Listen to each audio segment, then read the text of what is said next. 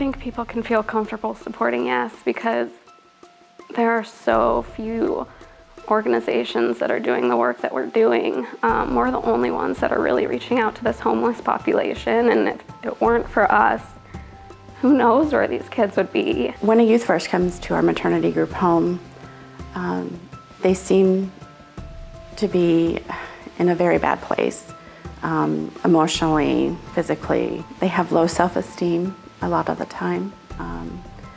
They grow as a person with the support that we give them. I see that they change as a person. They realize that not everybody is bad and that there are good people out there that want to help them, that want to support them. So I've basically seen grown men basically just drink themselves to oblivion. It's hard for me to watch. I want to be a prevention piece. I want to reach these kids before they get to that level. They always say about breaking the cycle. The only way I can truly feel that you can break a cycle is to get to the root of these problems before it becomes a cycle. Homelessness becomes a lifestyle. I don't want any of these kids to fall into that rut or go down that path if anything I can do to help them along that way.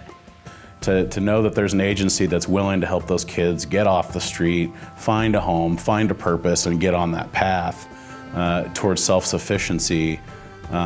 I think if I can have just a little bit of an impact there in terms of their ability to do that, that's a pretty powerful feeling. I envision a community that embraces these kids. I think I saw a figure last year that said that YES interacted with 10,000 youth, and alone we can't even begin to touch on these kids' lives. So I think our programs are great. I think what we're doing is phenomenal, but we definitely need more support and enhanced programming to really get these kids to where they need to be. I think we all have a privilege, and it might be a privilege of time, it might be a privilege of talent or treasure, and it might be a privilege of compassion. But I think as all of us having privileges, we have an obligation to give back.